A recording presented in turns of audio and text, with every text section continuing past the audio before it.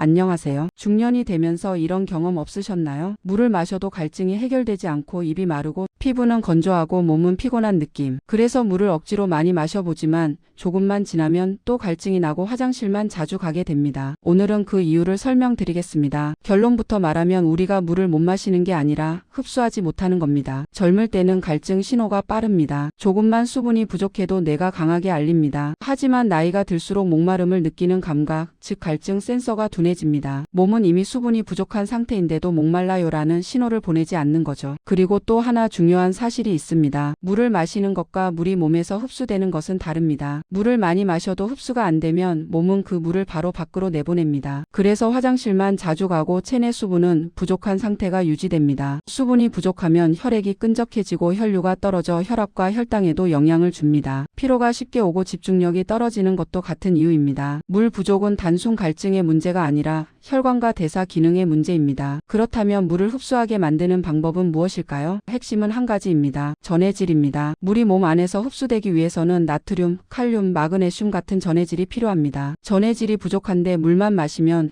물이 그냥 몸을 통과해서 밖으로 빠져나갑니다. 그러니까 수분 흡수 스위치를 켜려면 물속에 전해질이 있어야 합니다. 실천 방법을 알려드리겠습니다. 아침에 일어나서 물만 마시지 말고 따뜻한 물에 소금을 아주 조금, 정말 몇 알만 넣어서 마셔보세요. 또는 레몬 한 조각을 넣어도 좋습니다. 이렇게 하면 전해질과 수분이 함께 들어가면서 흡수가 훨씬 잘 됩니다. 물만 계속 마시는 게 아니라 전해질이 있는 물을 마시는 겁니다. 이걸 하이드레이션 루틴이라고 합니다. 두 번째 루틴입니다. 물을 한 번에 많이 마시지 말고 조금씩 자주 마시는 겁니다. 한 번에 많이 마시면 흡수가 안 되고 몸 밖으로 빠져나갑니다. 하지만 2시간에서 3시간 간격으로 나누어 마시면 몸 안에 머물 수 있습니다. 세 번째는 물 대신 수분이 많은 음식으로 수분을 채우는 겁니다. 수분 흡수 측면에서는 물보다 훨씬 효율적입니다. 수분 채소를 소개합니다. 오이, 샐러리, 방울토마토, 배, 수박, 사과. 이 음식들은 전해질과 수분이 함께 들어있어 흡수되는 수분을 제공합니다. 특히 배와 오이는 중년 수분 보충에 좋습니다. 과일이 단 음식이라고 걱정되시는 분들은 식사 사이에 간식으로 드시면 됩니다. 물 대신 수분 채소를 먹는 것만으로도 몸 상태가 달라집니다. 수분은 마시는 것이 아니라 흡수하는 겁니다. 정리하겠습니다. 물을 마셔도 해결되지 않는 이유는 목마른 감각이 둔해지고 전해질이 부족하기 때문입니다. 물만 많이 마시는 게 아니라 흡수되도록 만들어야 합니다. 전해질을 조금 추가하기, 물을 조금씩 자주 마시기, 수분 채소로 수분 보충하기. 이 세 가지 루틴을 오늘부터 해보세요. 몸이 가벼워지고 피로감이 줄고 집중력이 올라가는 것을 느끼실 겁니다. 수분 보충은 단순히 목마름의 해결이 아니라